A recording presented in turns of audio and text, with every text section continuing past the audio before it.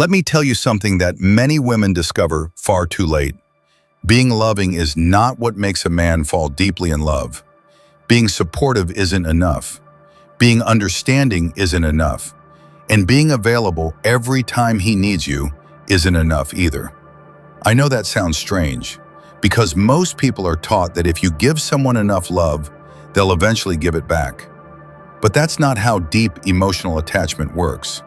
In fact, some women give everything they have, their time, their energy, their attention, their patience, and yet they still find themselves asking the same painful question. Why did he never fully choose me? The answer has very little to do with how much you gave him, and almost everything to do with how he felt around you. Because people don't fall deeply in love because someone is perfect. They fall deeply in love because of the emotions that person awakens inside them. That's what creates attachment. That's what creates longing. And that's what creates commitment. The truth is, there are two powerful emotions that quietly shape whether a man sees you as someone he enjoys having in his life or someone he cannot imagine losing. And once you understand these two emotions, you'll start seeing relationships very differently. Now, before we talk about them, there's a common misunderstanding we need to clear up. Most people believe love grows through effort. Give more, text more, care more, sacrifice more, prove more, and eventually they'll love you back. But real emotional attachment doesn't work that way. People rarely become attached because of what they receive. They become attached because of what they experience. Think about it. There are people who have done a lot for us, yet we never deeply loved them. And there are others who changed our life with nothing more than the way they made us feel. That's the difference. Love is not measured by effort. It's measured by emotional impact. And the two emotions we're about to discuss are often the difference between temporary attraction and a love that grows deeper over time. The first thing is something most people completely overlook because it doesn't feel dramatic. It doesn't look like obsession, and it has nothing to do with how many times he texts you or how often he compliments you. It runs much deeper than that. Before a man falls deeply in love, he begins associating you with a better version of himself. Think about that for a moment. Every person you meet affects how you feel. Some people drain your energy. Some make you doubt yourself. Some make life feel heavier than it needs to be. But every once in a while, you meet someone who has the opposite effect. You leave conversations with them feeling lighter, more confident, more optimistic, more motivated. Not because they solved your problems, not because they changed your life overnight, but because something about being around them brings out the best in you. And when a man experiences that feeling consistently, something powerful begins happening beneath the surface. He starts connecting those emotions to you. Maybe he takes more risks. Maybe he becomes more ambitious. Maybe he feels more capable. Maybe he simply feels happier than he has in a long time. Whatever the case, your presence becomes linked to growth. And that's important because human beings naturally move toward what makes them feel more alive. This is why some relationships never go beyond attraction. The connection may be exciting, the chemistry may be strong, but if he doesn't feel elevated by the relationship, the emotional bond remains shallow. Because attraction alone is about wanting someone. Love is about becoming someone. And when a man starts feeling stronger, more confident, or more inspired because you're in his life, you're no longer just a source of attraction. You're becoming a source of meaning. That's why the strongest relationships often aren't built on perfection.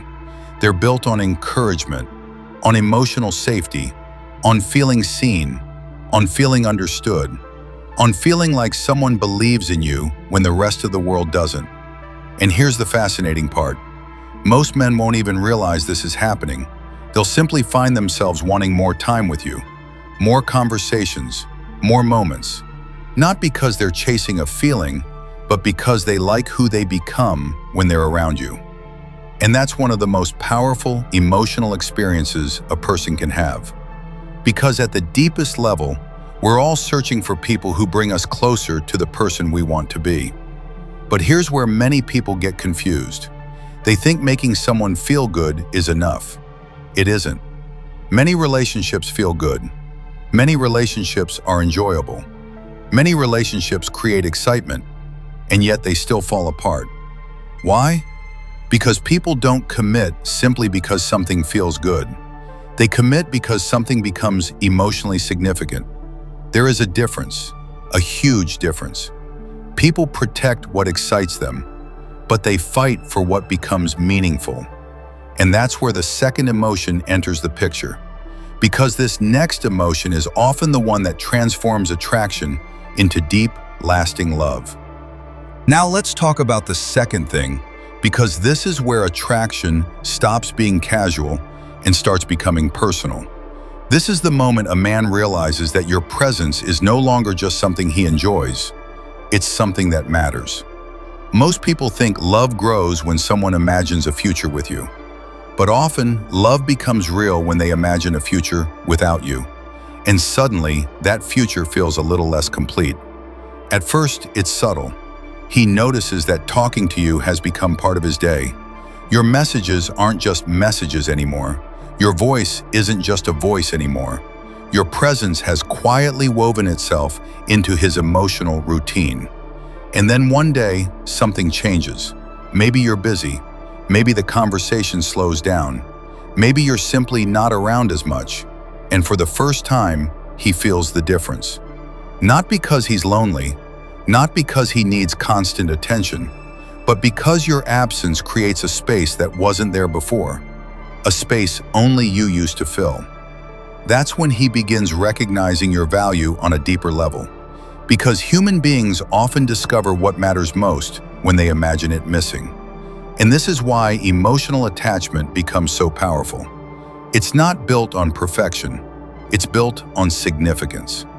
The realization that someone's presence has become part of how you experience life itself. This is the moment a man stops asking, "Do I like her?" and starts asking, "What would my life feel like without her?" And that question changes everything. Because once someone feels the emotional weight of losing a connection, their feelings often become impossible to ignore. Now, this is where many people misunderstand commitment. They think commitment comes from pressure, from convincing, from proving your worth over and over again. But that's not how genuine commitment works. A man doesn't commit because he's forced to. He commits because two powerful emotions come together. The first is that you elevate his life. He feels stronger, happier, more alive around you. The second is that losing your presence would genuinely affect him. And when both emotions exist at the same time, attachment naturally deepens. That's how lasting love is formed. Not through one dramatic moment, not through one perfect conversation, but through hundreds of small moments, small realizations, small emotional experiences, repeated again and again until they quietly reshape someone's heart. So if a man feels more like himself when he's with you and less like himself when you're gone, never underestimate what that means. Because in the end, people don't fall deeply in love simply because someone is beautiful, impressive, or perfect. They fall deeply in love because that person changes how life feels. And once someone changes how life feels, forgetting them becomes much harder than falling for them. Before you go, tell me this. Which of these two things do you believe makes the biggest difference in creating deep love? Emotional elevation or emotional consequence? Share your thoughts in the comments below. I read every comment and would love to hear your perspective. And if you enjoy exploring the deeper psychology behind attraction, relationships, and human behavior, make sure to subscribe and join us for more insightful videos. Thanks for watching, and I'll see you in the next one.